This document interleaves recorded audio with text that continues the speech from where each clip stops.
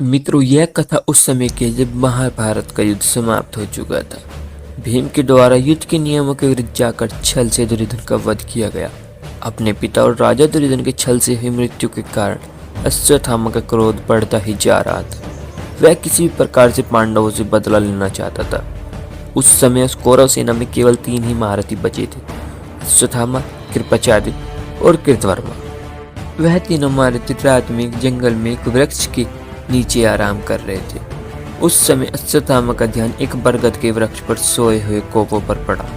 तभी एक उल्लू आकर उन सभी सोते हुए कौवों को मार डालता है। यह देखकर उसके मन में भी ऐसा ही करने का विचार आता है। उसने कृपाचार्य और कृतवर्मा को कहा, चलो अब हम जाकर उन पांडवों को सोते हुए ही मार डालते हैं।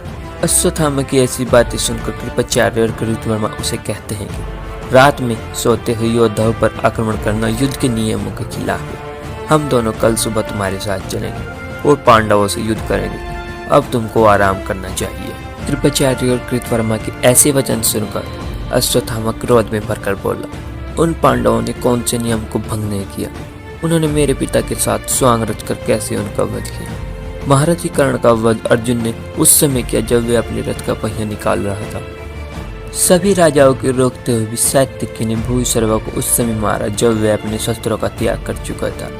पितामह भीष्म को भी अर्जुन ने शिखंडी के पीछे छिपकर मारा और आज राजा दुर्योधन को भी अधर्म से मारा गया। ऐसा कहकर अश्वत्थामा चलने के लिए तैयार हो गए। फिर वह तीनों महारथी पांडव सेना की ओर को बढ़ने लगी और सेना के शिविर के द्वार पर पहुंचकर अश्वत्थामा कृपाचार्य और कृतवर्मा को कहता है कि आप दोनों यहीं पर खड़े हो जाइए।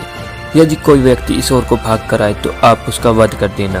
फिर अश्वत्थामा अपनी शस्त्रों को धारण करके पांडव सेना के डेरे की ओर को बढ़ने लगा। द्वार पर अश्वत्थामा की मुलाकात एक भूत से होती है।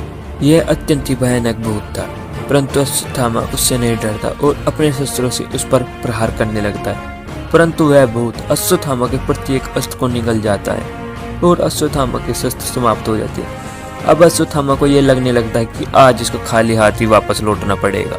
फिर अश्वत्थामा भगवान शिव की स्तुति करने लगता है। तभी वहां पर बहुत सारे गण प्रकट होते हैं और वे अश्वत्थामा को डराने के लिए उसकी ओर को दौड़ते हैं, परंतु अश्वत्थामा उनको देखकर भी नहीं घबराता।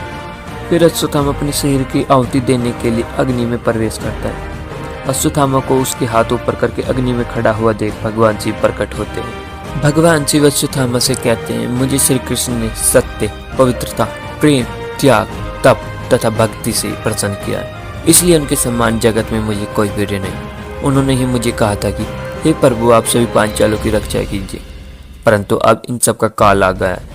ऐसा कहकर भगवान शिव अश्वत्थामा के शरीर में प्रवेश करते हैं और उसको एक दिव्य खड़ग प्रदान करते हैं। अश्वत्थामा उस दिव्य खड़ग को धारण करके अग्नि के समान प्रज्वलित होने लगा। फिर वह आगे बढ़ते हैं और सबसे पहले उसकी नजर पांडव सेना का सेनापति धृष्टद्युम्न के डेरे पर पड़ती है। अश्वत्थामा चुपके से उसके डेरे में घुसता है। वहां धृष्टद्युम्न को देखकर उसे अपने पिता की धोखे से हुई मृत्यु की याद आती है और वह क्रोध से भरकर महारथी धृष्टद्युम्न की छाती पर एक लात से प्रहार करता है। अश्वत्थामा को अपने सामने खड़ा देख धृष्टद्युम्न खड़ा होने की कोशिश करता है, परंतु अश्वत्थामा उसको बालों से पकड़कर भूमि पर गिरा देता है और एक पांव को उसकी छाती पर रखता है तो दूसरे पांव को उसकी कंठ पर और उस पर प्रहार कर अश्वत्थामा धृष्टद्युम्न को मार देता है।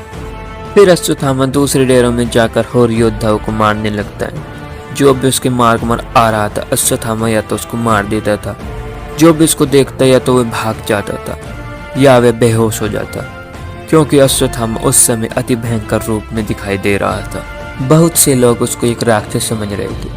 उस समय अश्वत्थामा काली के समान विचरण कर रहा था। उसे देखकर ऐसा लग रहा था कि मानो स्वयं रुद्रदेव आए हो और उस समय जो भी उसके मार्ग में लड़ने आता वह उसको मार देता। चारों ओर मृत्यु का तांडव होने लगा।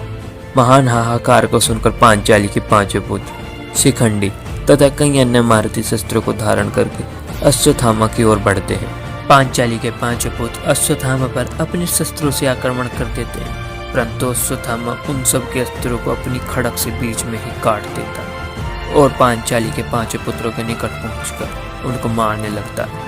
वह किसी का सर काटता है तो किसी के शरीर को ही 2 भागों में बीच से काट देता। पांचाली के पुत्रों को मारा देख शिखंडी अश्वत्थामा पर आक्रमण कर देता है। उसकी कुछ बाण अश्वत्थामा को घायल करते हैं, परंतु अश्वत्थामा नहीं रुकता। वह अपनी तलवार से शिखंडी के सर को उसके धड़ से अलग कर देता है। वहां की भूमि रक्त से लाल हो चुकी थी। अश्वत्थामा के पूरे शरीर पर रक्त लग चुका था।